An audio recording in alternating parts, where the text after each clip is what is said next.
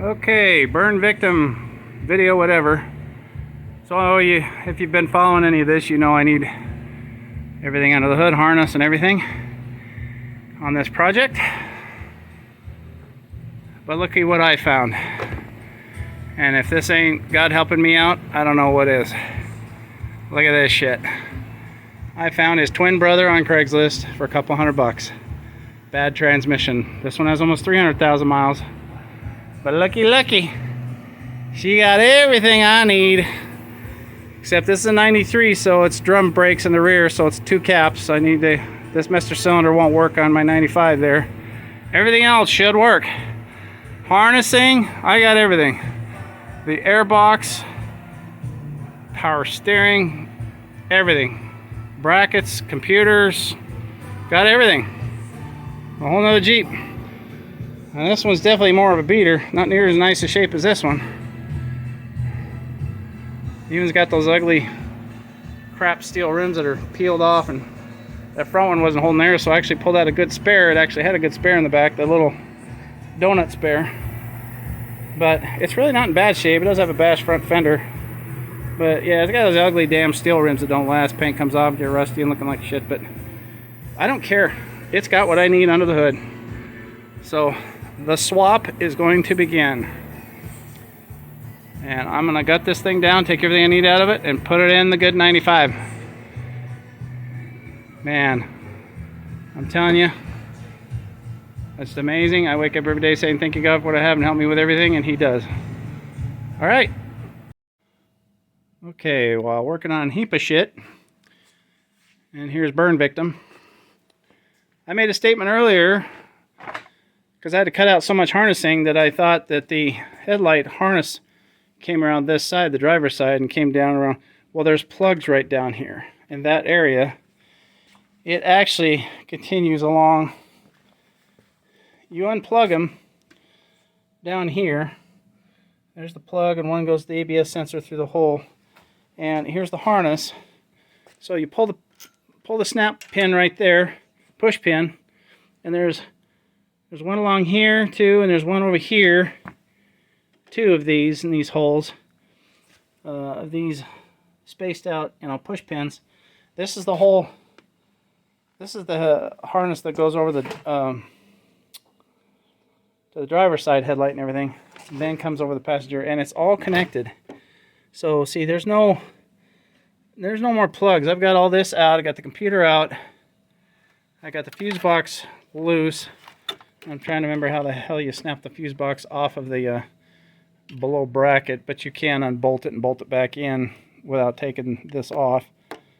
But see, it's all connected, and then it's going into the firewall. So I'm gonna have to pull the plugs on the inside kick panel, foot kick panel where those plug in, and pull them up through obviously the engine bay side, and then feed them through on burn victim to rewire this front end harness that also has this big union plug that it mounts right here in this. Well, it's part of the computer bracket. That's right. Where'd I put the dang computer bracket? I got stuff all over the place. Here's the computer. Where's the bracket? Well, shit, I said it somewhere. Anyway, so that's another correction I've made. There's definitely corrections I'm going to make from when first talking about burn victim, because I know more about the V8 ZJs than I do the inline 6s. And this is so a learning experience for me too. There's one more interesting thought. Since this is a 93 that I'm getting all the parts off of, this thing is a heap. That's why I call it the heap. HEPO shit. Look at the transmission dipstick. Oil dipstick, transmission dipstick is on the passenger side. And I think Ellie's is the same way on her 94. So 93 and 94, they were on the passenger side. Burn victim's a 95. And look where the tranny dipstick is. It's coming up and over from the same side, but it comes out on the driver's side. So there's little things that I'm finding out difference between.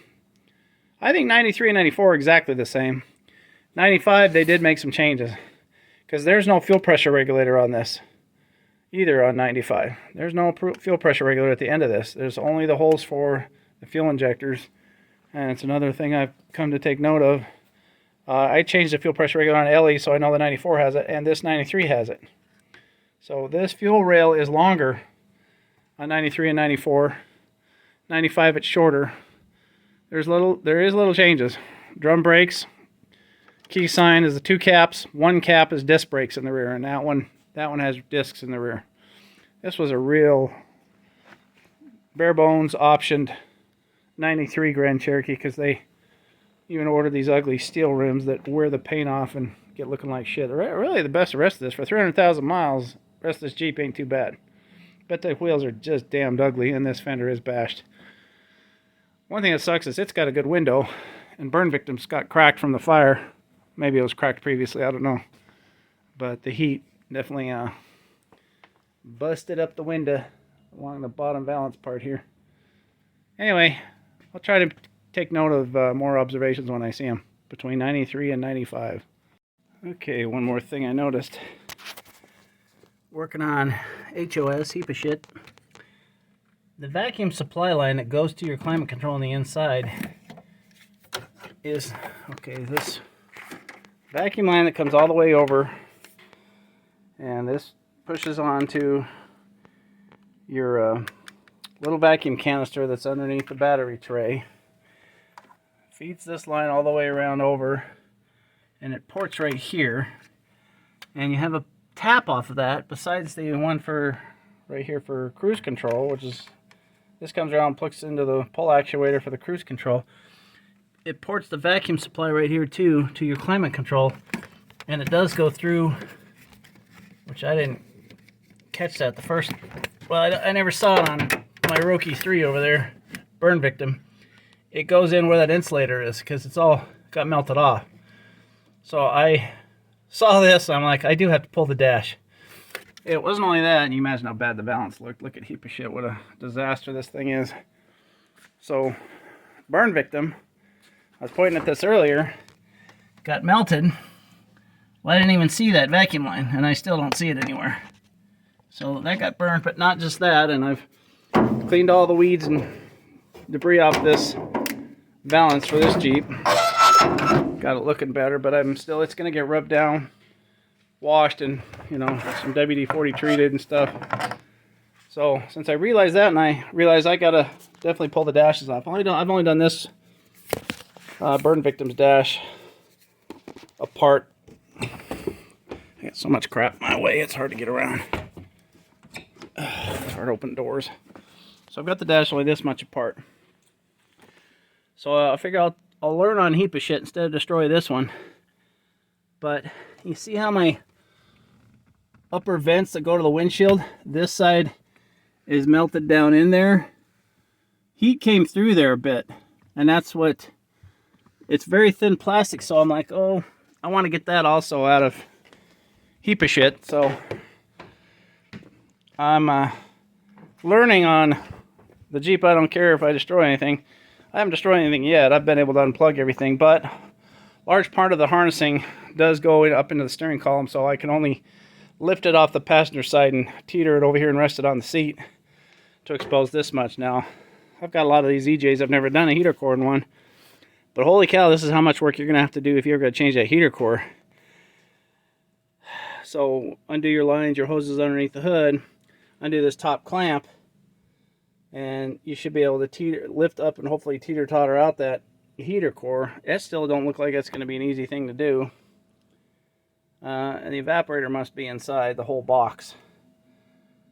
There was one harness that comes through too all the way to the front right here, and this plugged in up under there because I was wondering while pulling on the harnessing, trying to get the big power cords to pull up in and come out through the hood area up under here. Got the grommet loose, but I'm trying to wiggle inside and tug on this thing, and I couldn't get to come, and I realized there's a smaller wire coming out of that. You can see if I can get the light just right. Just like a 2-pair going forward. I couldn't tell where that was from, and that was that one once I got it figured out. It's this plug here. This one right here. And so that's it. I'll tell you, doing an antenna on these is not easy either. I got dang beehives and shit all over this Jeep I found. Because the antenna, there's 2 plate steel here. Between here and here. There's a grommet in there. And that's the antenna. Largely, you can see, going through that big rubber grommet. And they're not easy to get out. When I had to change the antenna on my green one, well, to finish my sentence, when I'm manipulating the phone, trying to record and hold the light and grab harnesses or do stuff, I end up touching a button and it sometimes kills my my video. Anyway, I think on my green one I ran just through this big grommet of the door harness, because that is, you can't get up in there unless you're pulling the fender off, or, you know, hell, dropping the door hinges and taking the door off to do an antenna. It's a hell of a wrestling match. Anyway, that's just a filler that I missed the last couple seconds of saying on my last video.